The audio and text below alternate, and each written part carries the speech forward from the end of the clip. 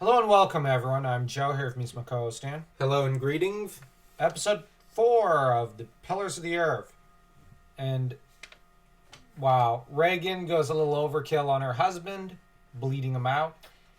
When Percy actually suggested maybe he should retire his title, or at least implied he'd be willing, that he said, in my prime I wouldn't, referring to the idea of retirement, but then he does hint at the fact that he doesn't think of himself as in his prime. He's basically saying, yeah, maybe I should retire. And she kills him anyways. Because, she's cuckoo for Cocoa Puffs. And we have the villains scheming together after Aliena and Richard are introduced at court to Etienne. Which, yeah. The cathedral's coming along great. And so is Aliena's wool trade. There's a dinner she hosts at the pub in a show of vanity for Richard, I guess, being knighted.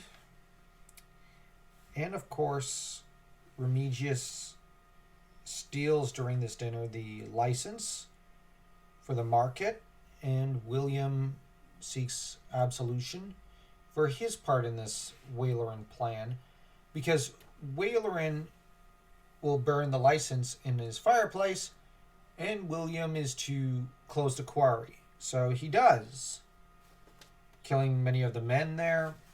And here's the thing. They convinced Etienne that it's his idea that this should happen. So they have kingly support. And by extension, essentially, the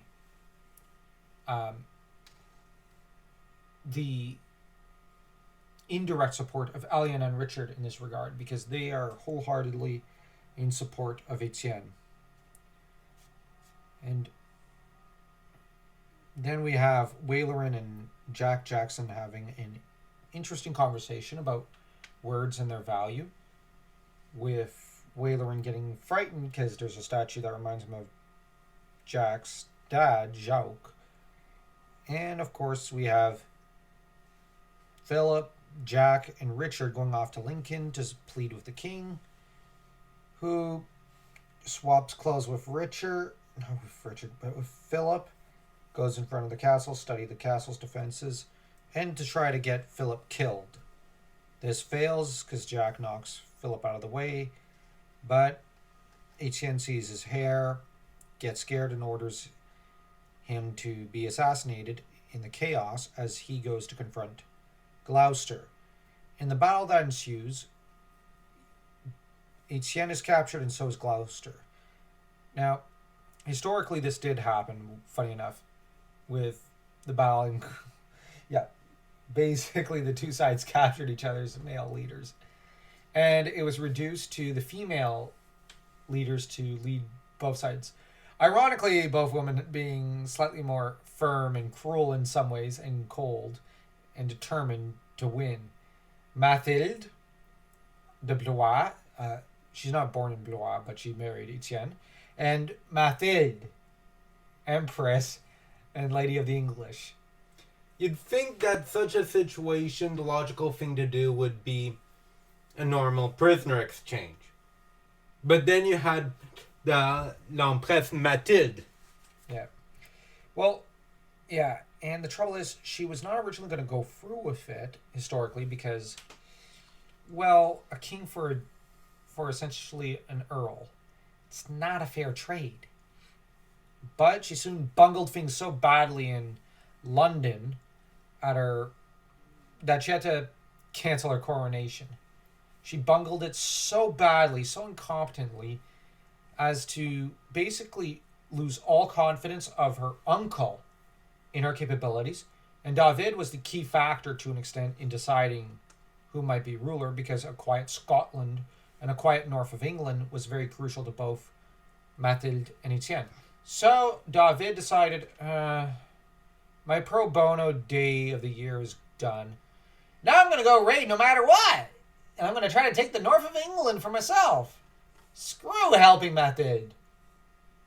No joke, he was very opportunistic. And kudos to him for it. England was weak, means Scotland could be strong. Trouble is, he didn't pull. Well, he pulled it off for a bit, but he had really stupid sons.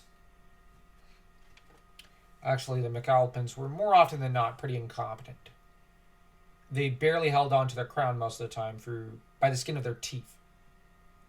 Alexandre II was a pretty good monarch. Alexandre III is only remembered as a good monarch only because he did not have any adversity. But he was a very misfortunate king. But anyways, David ends up betraying both sides and decides to profit.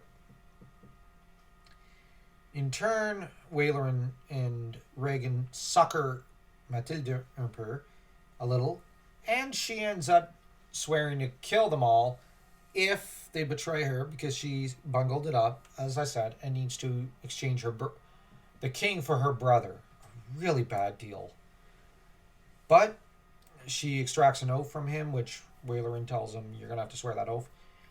But you know what? You could always just renounce it later, which he does next episode. And, of course, you have Philip, who's tortured and figured out as someone not to be trusted by, Mathilde's men. So Jack, we have a fake out.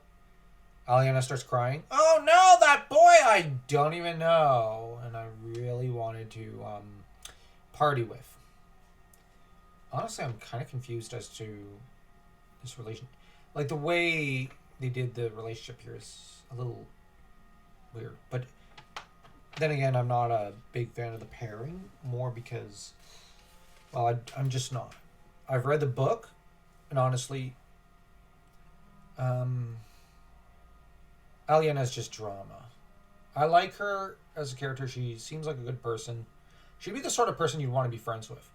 But to actually have her as family, no, she's just drama, and you'd just be like, as you mentioned before, he'd be better off with Tom's daughter, Marfa. Yeah. But, yeah. There's not much else to this episode. Let's rate it. This is a solid 2.5 for me. Yeah, too. We get a lot of historical aspect to the story. And yeah, that's the main... Yeah, we get enough history. We get the story. Honestly, though, this is the weakest episode so far. But it'll get better. Anyways, don't forget to smash that like and that subscribe button to stay tuned for more.